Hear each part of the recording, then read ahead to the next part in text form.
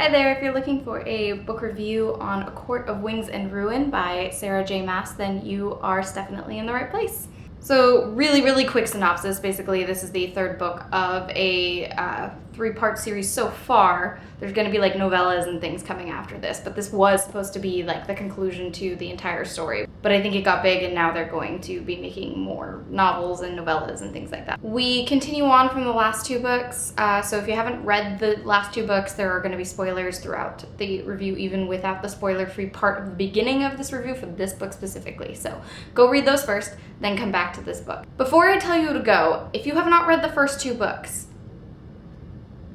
to give a totally honest review from here on out, really just throughout the entire thing, I do have to preface this review that I gave it 2 out of 5 stars on Goodreads, and I think that was about fair in my opinion. But the only reason why I preface that is because if you have not read the 2 other books that come before this third one, I don't know that this third book justifies you having to go through the first 2 books, to be totally honest. So we continue on from the second book, A Court of Mist and Fury, where Feyre is brought back to the Spring Court and she is basically being a secret agent and she's doing reconnaissance and things like that. So while also trying to gather information that will be useful to the other courts and about Hybern for the war, the upcoming war, she also has a little bit of score to settle with a few of the characters, and she does it very quickly, and then we move on to the politics and the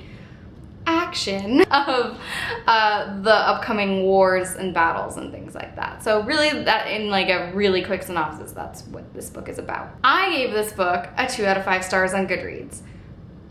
Now I know that I'm going to have a lot of really unpopular opinions in this review.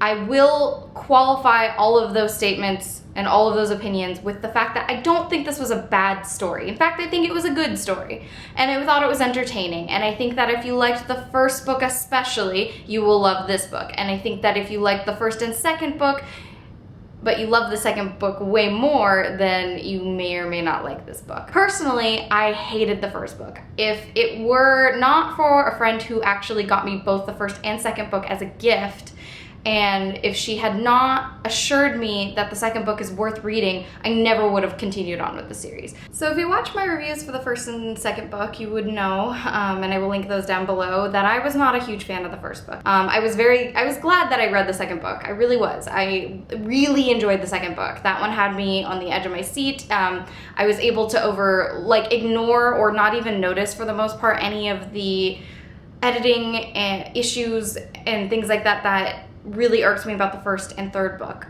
because I was just so sucked into the story. And I think that is one aspect of writing, is that if you were going to write a successful book, it at least has to be entertaining if not well written, has to be at least well written if not entertaining, in order for it to be successful. And I think she does a really good job of making her books really entertaining, but not the best writing. And for a lot of people, that doesn't bother them at all. Like, the writing or the editing does not factor into how much they enjoy a book or the rating that they will give the book. And most people will rate a book solely off of the storyline and how enjoyable that was. And if I was just rating the storyline of all of these books, I'd probably give them each a little bit higher of a rating, but I am one of those people that I do consider the attention to detail and the love and passion and effort that was put into a story. It just blows my mind that people can have successful books that are maybe good stories, but the passion with which they wrote the book just kind of is insulting almost, which I'm taking too personally. I get that. That's my personal problem.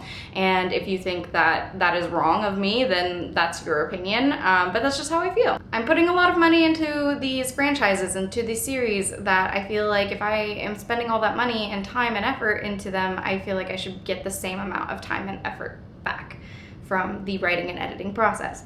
And I don't feel like I got that out of this book at all. I will say that overall, I'm not unhappy that I own this book. This was, again, a gift from the same person for my birthday. I don't think I would have spent my own money on it. What's frustrating is the hype that came from the second book, that I loved the second book. I was so into the second book. I was so excited for this third book. I thought, okay, I can forgive the first book for being so unedited and basic and just one giant universe setup book, because it really paid off in the second book. I really felt that the first book had to be written the way that it was in order for the second book to have the impact that it did. And I thought that was wonderful. And that's what I was expecting from this book, but I got none of that from this book. In general, it's safe to say that I was pretty disappointed. Maybe it's my own fault. Maybe I hyped this book up in my mind so much, like just way too much, to the point where it never could have lived up to the expectations I had. I was writing possible endings for this book for a year because I read A Court of Mist and Fury when it came out a year ago, and I had all these potentials of where this story could go. It went nowhere I thought it would go, which is good and surprising and exciting. I will say overall I liked the ending, and I liked how everything got tied up, essentially. I know that we're continuing on from this story with more of this universe and this series and these characters, but in general, like the big story that's been happening with the people in play, I enjoyed the way that everything unfolded. However, it was like having the first and second book smushed together, where like you can see up until the point where I literally just didn't make any notes about this book up until here because nothing happens. Nothing. Everything that happened in the first, I would say, 2/3 of this book could have been written into a few chapters more briefly, if that makes sense. It just dragged on, and I had to put it down for a month because I was like, I just have no interest in this book. I read 3 books in between the first section and the second section that I read, and I had to force myself to pick it back up and finish it because I was so disappointed. I knew that the ending and the build-up, because Sarah J. Maas is really good at build-up, would probably be worth it and pay off in the end, but I was so paranoid, I guess, about finishing this book and being just as disappointed as I am. I took note of a lot of things I thought the writing could do better in here mentally, but I didn't bother to write any of it down because the second book I didn't even point out the things that bothered me about the writing or the editing because I was like, you know what, this story is so good. The continuity errors and the writing and the editing flaws can be overlooked because it overall can be considered a really good book based off of just the story alone because it was that good to me. And really that's all I have to say about that in the non-spoiler part of this review. I hope, and I've noticed that everybody else did not have the problems with it that I did. Actually, I've noticed that there are a good amount of people who had the same issues with this book that I did, and this series in general. I've noticed that I'm not alone, which makes me feel way better on Goodreads to see the people who gave it about the same rating that I did had a lot of the same issues that I did. Some of them I didn't notice. I also think some of the criticism of this book is unfair, mainly to do with the diversity of the characters in this story. It was kind of like she added queer characters as an afterthought. It was literally like little to no mention of queer throughout the entire first 2 books. And then it was like, queer in this book, like everybody's gay. Like, it seemed like though that the people who gave it harsh criticism because of that, it's kind of unfair because we've been giving the feedback in the last 2 books that there's not a whole lot of diversity in both race and gender and sexual orientation in the books, and she finally gives it to us. And yes, it shouldn't have been an afterthought. It probably should have been something a little mentioned more throughout the series in a universe where it is generally like known or accepted that these types of relationships happen. You know, she gave it to us, so I feel like we should give it to her, that we shouldn't just condemn the fact that she put it in pretty much only the 3rd book, because I feel like she listened to the feedback, and I think that is good. Either that or she already had it planned, but to me it just looked like she was paying attention to her fans, and when we asked for queer characters or more diversity, she gave it to us, and I can appreciate that. So I think that criticism is a little harsh and a little slightly misguided. But anyway, that's all I have for the spoiler-free part of this review. So if you have not read the book, please go no further. Go and read the book, or don't, based off of my review, and come back and we will talk spoilers. That begins now. The biggest thing that bothered me about this book specifically, and this series in general, but the second book not so much, is that I feel that Sarah J. Maas's editors really let her down in her writing. She is not a bad writer by any means. I'm not trying to say that. I think that she has an amazing imagination. I think she makes lovable, wonderful characters. I think she has great stories to tell. But as a writer, I know that I'm not always going to follow my own rules in my universe. I'm going to mix up eye colors and hair colors.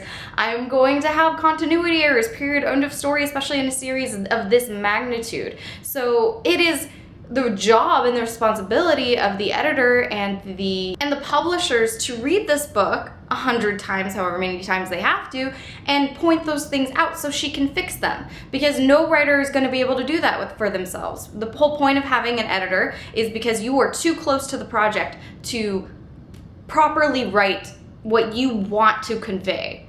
So having an editor and a publisher going over your book time after time or giving it fresh eyes is so important. And it blows my mind that such a big publisher with such a big writer with a editor that is supposed to be trusted to catch things, continuity errors and things like that, really let her down. Her novels could be so much better and reach a way wider audience if the editing was better. It just needs to be better, period. If you're a fan of the series, you probably don't want to hear me harping on it anymore without any kind of evidence, so let's kind of go into that. So from the get-go, from the very beginning of the series, I was never bought into the idea that Feyre was at heart a painter.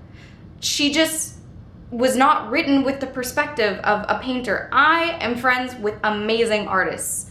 And when it comes to seeing the world through an artist's eyes, it's all about color and atmosphere and mood and lighting, and almost, like, with the exception of the second book, it's pretty much not written that way. It's written with titles of paintings that Feyre would name her paintings. Like a little bit, it's scene painting as far as like, and he would be holding a sword and he would look regal, but there's little to no mention about, and the light would be hitting him from this angle, making him look ethereal, and the mood would give the viewer the feeling of X, Y, and Z. I was never bought into that. And if you were, great, but I'm just one of those people that, like, she barely mentions painting outside of the actual scenes where she's sitting in front of an easel, unless she's just naming a painting, where she's like, I would call this girl rants about book in front of camera all day. Beyond that title of a painting, which often with artists and painters and things like that, not always, of course, but often, titles of paintings and of books and of characters don't come until after they have fully revealed themselves. I'm one of those people where I'm not fully committed to a character or a book title's name until the thing is done, because another title could be more appropriate or speak to the book better. So it seems a bit ridiculous that every single thing that Feyre wanted to paint, she would give it a title first and then be like, oh, but I'll think about how that's painted later when I have time. On top of that, we're seeing this world from her perspective. We're writing in first person, and that to me means that there should be so much color and light involved with everything she describes. One of the biggest criticisms I've seen of this book, specifically this one, not in relation to the last two books, is that Sarah J. Maas does a lot of tell and not show. So there needed to be more, like, as long as this book was and as much as it dragged on, it didn't drag on because of the description of the world or what was happening necessarily. It was the description of people, and way over descriptive of like how people were feeling or being perceived, how they felt to Feyre's perspective. It was a glorified romance novel in my opinion, because it focused way too much on the relationships in the entire series, which to some people that was probably their favorite part, and I get that because I've had series like that. But the amount of detail that was put into describing the court of dreams and the night court and things like that, I was expecting more of that from this book, and I just did not get that, and neither did a lot of people. Even people who were giving it like strong praise and giving it 4 to 5 stars were still saying it dragged on, it needed more show and not tell. So I fully agree with that criticism on the series. The other thing that drove me mad throughout this entire book were the continuity errors. or the things that just did not make sense that really should have been caught in a first to second read through. I mean, the editors and publishers and the people she gave this book to just read it over really should have made comments about this. And if they did, I'm sorry. It just didn't seem like anybody did, because whether they did or not, she decided to go through with it. And these are things that a writer themselves cannot see in their own writing, and I get that. So I'm not trying to harp on Sarah J. Maas's writing itself because we all need an editing eye. I just think that things like, she's describing the cereal, she's describing it as this lipless creature, that its teeth are exposed and jagged and whatever, that it's just this horrifying looking thing. And as it's laying there dying, it supposedly mouths the word run. How you gonna mouth anything without lips? If I'm stuck like this, how am I supposed to say run? Things like that, where like it really, like, somebody should have read that and been like, hey, I know that he said you're describing it as mouthing the word run, but maybe you want to say barely was able to say the word run or something like that. But just little things like that throughout the entire book really drove me crazy, and I couldn't forgive it. I just couldn't. I couldn't forgive the lack of editing that this book went through. That same scene with the cereal, she's sitting, like, it's dying on the floor, and she asks, what can I do? And it said, stay. But then, less than a page later, it's saying, run! Like, what the, like, okay, stay or run. It specifically says, stay till the end. I'm assuming till the cereal dies. But then he says, run, which maybe she could mention, like, the cereal had a change of heart because the enemy was hot on her tail, and so it rasped the word run. Knowing that it would have to die alone, it sacrificed its last moment so that Feyre could live. Like something like that. You know, like, and these are the little things throughout the entire book that, had somebody said something, this book could have been so amazing. And there were things to me that really just did not make sense. Like, there's a part after one of the battles where Rhysand and Feyre are just exhausted and laying in bed in their war tent, and she's startled awake by a nightmare or something like that, and she was like, I awoke to Rhysand's naked body wrapped around me, and I'm like, who sleeps naked during war? In a war tent, on the edge of a battlefield, in a war zone, who sleeps naked? If there's an emergency, what are you gonna do?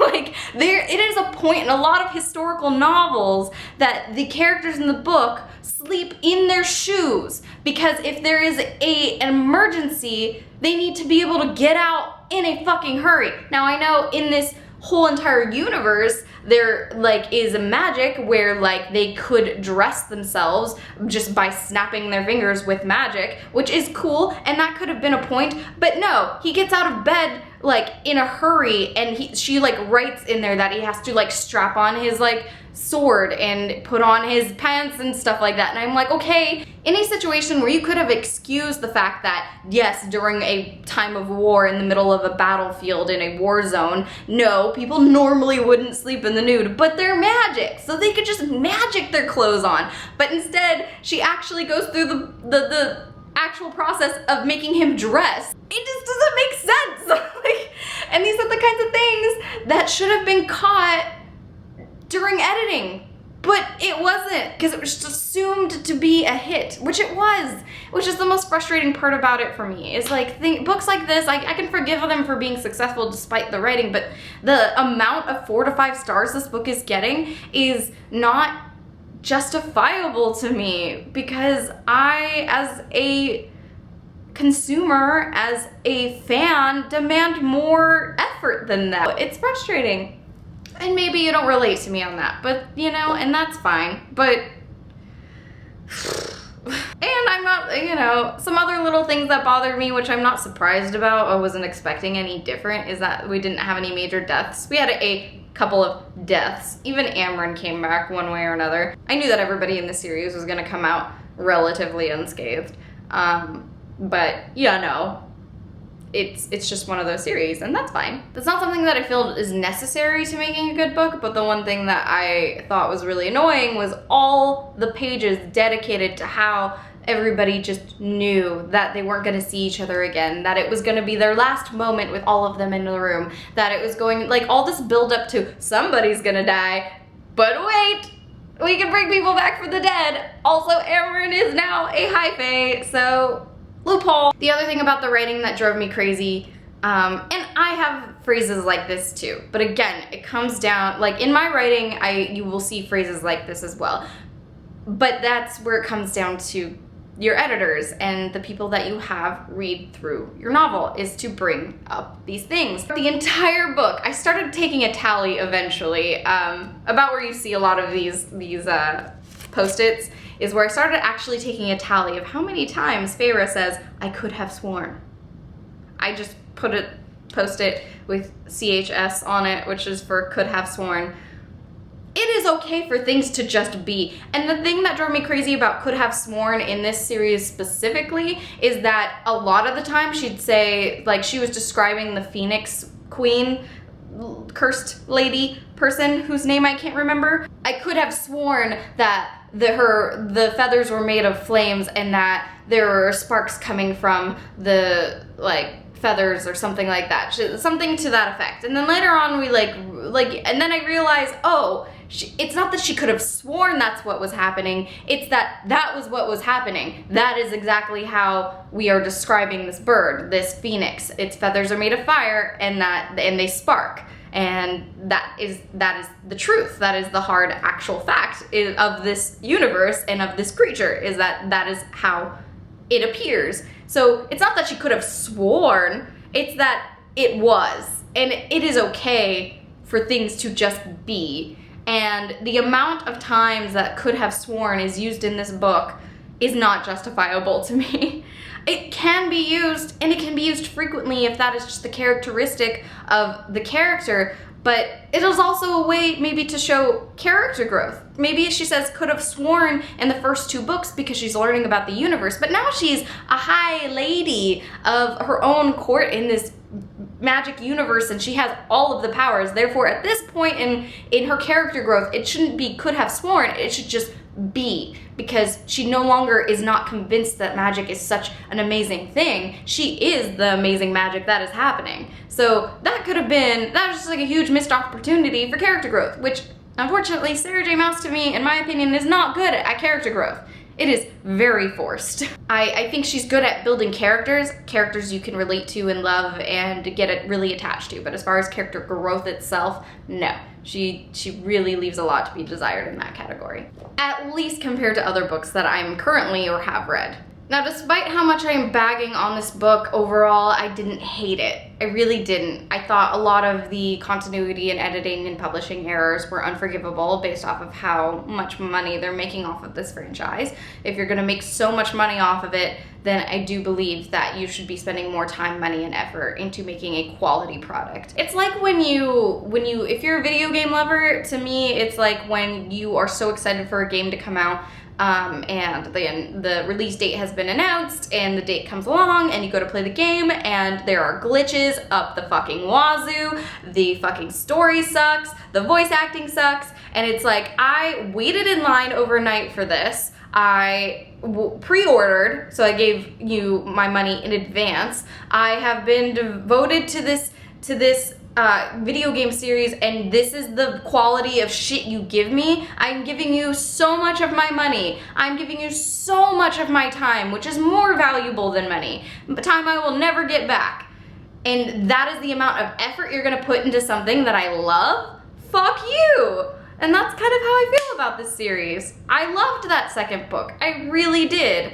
And I do love these characters, but the amount of effort that couldn't be bothered to be shown to me to us as fans of this series, of these characters, of this author, is insulting. But that's just me. I know that's not a popular opinion, so everybody who loved it, you guys can go watch all the other reviews and book discussions that are praising this book up the fucking wazoo, because I am not that person, I'm sorry. There are things I enjoyed about it, and, you know, I'm gonna probably keep it as part of my collection. The cover art, as always, is amazing, so I am very excited about that.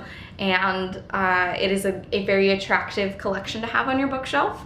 I'm not upset that I've read this series, but I'm not going to be continuing on with the rest of the novellas.